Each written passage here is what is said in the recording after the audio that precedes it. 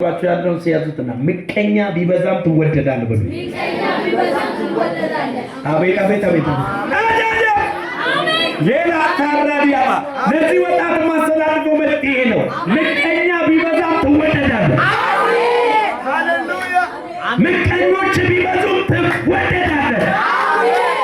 እስኪ አንድ ሰው ይጮህና ምቀኛ ቢበዛ እወደዳለሁ። ያውላችሁ የምቀኛ አንዱ ተግባር ምቀኝነት የተሞሉ ሰዎች ወይም ምቀኛ የሆኑ ሰዎች አንዱ ተግባራቸው ባይዘው በሽ ናቸው። እዚህም ሌላም ቦታ ምቀኛ እዚህ ምድር ላይ በሽ። የምቀኛ አንዱ ባህሪ እናንተ ስትጨምሩ ማየት አይፈልግም።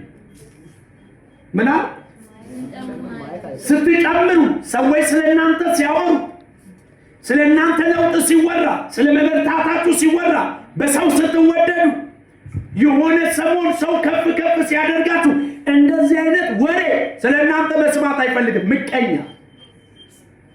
የምቀኝነት መንፈስ ያለበት ሰው መስማት የሚፈልገው ስለናንተ አንድ ነገር መውደቃችሁን፣ መጥፋታችሁን፣ ማልቀሳችሁን፣ መዋረዳችሁን፣ ባዶ መቅረታችሁን፣ መጎሳቆላችሁን፣ መጣላችሁን ይሄንን ነው መስማት የሚፈልገው። ከፍ አለ፣ ጨመረ፣ ለመለመ፣ ተወደደ፣ ጸጋው ተገለጠ፣ ነገሌ ሼክ እያደረገ ይሄንን መስማት አይፈልግም። የምቀኞች ባህሪ ይሄ ኢየሱስ ጌታ አሜን። ያገሬ ሰው አንዱ እዚህ ዶሮ እርባታ ሲከፍት ሌላው ደግሞ በጎን ሸለመጥማጥ እርባታ ይከፍታል። የምቀኛ ባህሪ እንደዚህ። አንተ የሆነ ነገር ጥሩ ነገር ስትሰራ ያንን ጥሩ ነገር ድምጥማጡን የሚያጠፋ ነገር ደግሞ ጎረቤት ላይ ያዘጋጅልሃል። ያው ምቀኛ ከሩቅ አይመጣም፣ አጠገብ ኢየሱስ ጌታ አሜን። ምቀኛ ሩቅ አይደለም፣ አጠገብ ነው። ይቆልፍባል በሄደበት ሁሉ። ከሷ ጋር እንዳትውይ፣ ከሱ ጋር እንዳትውል፣ እሱ ቸርች እንዳትሄድ፣ ከሱ ጋር እንዳታገለግል፣ እሱ የሚባል ሰው ያለበት አካባቢ ላይ እንዳትገኝ፣ እሷ የምትባል ሴት ያለችበት ቦታ እንዳትደርሺ ውልፍልፍልፍ በማድረግ ነው የሚታወቁ። ለምን ወደዚህ ፈጥኜ እንደገባሁ አላውቅም። ወደ መልእክቱ ልምጣ።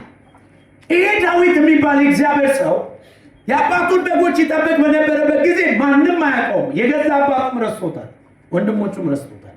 እግዚአብሔር አምላክ ግን ከዳዊት ጋር ፕሮግራም ስላለው የዘመናት እቅድ ስላለው ያንን እቅድ ሊያስፈጽም ስለፈለገ ከበግ እረኝነት አስመጥቶ አስቀምጦ አሜን።